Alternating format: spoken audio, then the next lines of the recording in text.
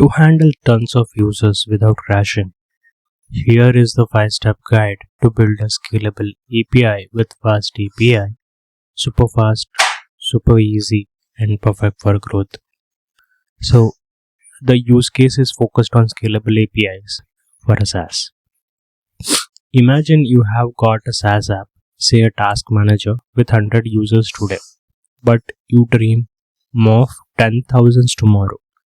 Your API, the messenger between the user and your app, needs to be fast and ready to grow. FastAPI makes that happen. Here is how I would set up for task manager. Okay, so let's get started to explaining those things in this particularly so that you will understand how this will work. Okay, so overall understanding is, hey everyone, Akash Sawant here, your go-to guy for scaling SaaS companies with data-driven solutions. Today I am showing you how to build a scalable API with FastAPI in just 5 steps. Whether you are a SaaS founder or a developer, this is perfect for growing your app from 100 users to 10,000 without breaking a sweat. Stick around, I will break it down like you are like a 5-year-old kid. Demo it with a live and share a code. You can use it today. Let's dive in. So imagine you have a SaaS app like a task manager, correct? So it would works great with 100 users, but when thousands join, it lags or crashes. Why? Your API, the messenger between the users and your app, can't handle the load. FastAPI fixes that because it is a fast, scalable, perfect for SaaS apps that need to grow. Today we will be building an API for adding a task, simple, ready for millions of requests. Okay, so first of all, what you guys have to do is basically, before going to understand the steps, I will be gonna explaining what's a problem statement here. So many SaaS apps start small, hit wall as the users grow. API becomes slow, unreliable, crash, underload. This stalls growth and frustrated the users, cost revenue and reputation. A SaaS is a task manager needs an API to let users to add a tasks. Okay, so let's get dive into it here. So how things work here. First of all, you need to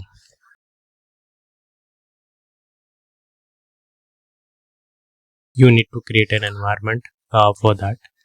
Okay, all right. So let's create that first of all. So if you have a Conda environment, you can just have it this package installed. Conda create -p. If you have this Conda environment of virtual and very straightforward works, so you can go installing that, creating an environment -p. I'm just creating here current directory. I wanted to create a environment, so that's why I'm creating it.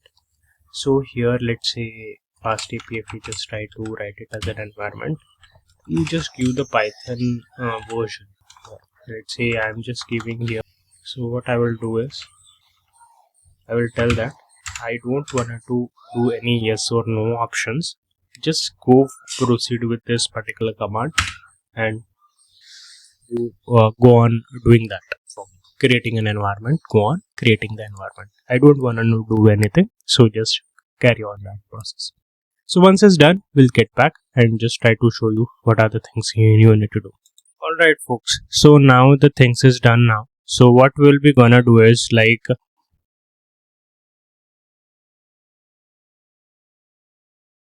conda activate fast. We'll just write the command now. Okay, so I will just write a command here, conda activate. So you are able to see here, right? So it is giving instructions for you. So you do this. I will just write a FastAPI / so it will be gonna trigger for me. Okay, so the environment got created now. In this environment, we need to install certain libraries, correct? So one of the thing is FastAPI and UVCon. So you can try to create a requirement.txt here. If you want, you can create it, folks, to have certain things. Okay, so otherwise what you can do is uh, for now I will not create it. I will just install the library and I will show you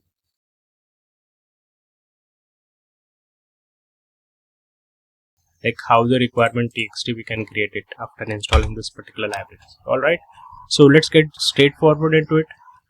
All right, so the installing is getting done, so let's get dive here. So once it's done, I will get back. So the library got installed.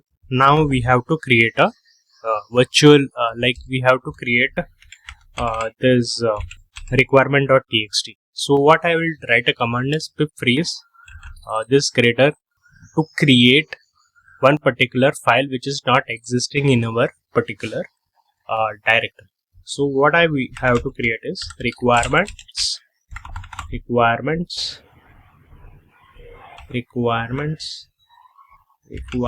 dot txt.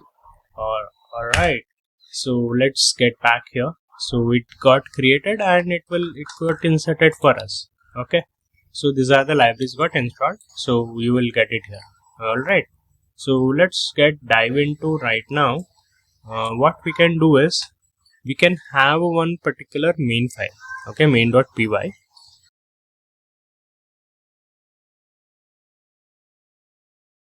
I will just create it here so that you will understand what I am doing here. So main.py. All right, so I will just get directed you. This is a main file, right? So purpose is very clear. Okay, so simple fast API to add a task manager through it. So we have to import a library to create an API. So what we'll do from FastAPI import. Never rely on this particular thing, folks. Okay, so I'm just giving you each and everything here to understand what can be done. So we have to create an instance. So create an object. So we have to create an object for an app. So create an instance of an fast API. This is our app. Okay, so something like that. Okay, we will create an instance of an app so that we'll just try to everything I have kept ready, folks. I'm just copying and pasting. Okay, so we are just here doing this create an instance of fast API. Then this is our app, so something like this. So let's take another thing. We'll define a post route /task to add a task and return the JSON response. So understand this particular use case. Why I'm writing, folks, to understand, make you understand. Even a beginner guy, if he sees this, he will be able to understand.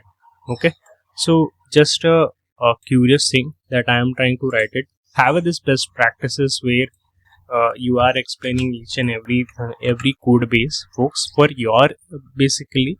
So here is the like what you need to do is you need to send this request. You will add a task. This function is to add a task. Like input is task string, which is a task description. Like for example, finish project, something like that. So it will returns the JSON confirmation message. Okay, task added. Okay, all right. So this is a particular thing we'll be going to do it for an example. So to run this particularly in a terminal, so what you need to do is we have to write a command that is uv icon, which is a server which will be reloading this particular. Okay, just copy this particular thing and we'll have something like this. So just see here. So maybe some issues will take. I don't know what is happening here and here. That whenever you are using a main, right, main.py, if you are using app, you can use app here, file name colon, we have created an instance, if you remember, app. So now it is working. Okay, maybe app you are using here, maybe the issue here. you have to use certain things here. So main you can use here. Okay, all right, you can use main colon app here, because file name is a main file, right? So see, so now it's working perfectly fine now. All right, so the issues is like very understandable. Okay, so it's a kind of a thing. So you just get directed into the docs slash docs. So I will just get back here, going tab to new window here. All right, so this is a endpoint here. Okay, all right.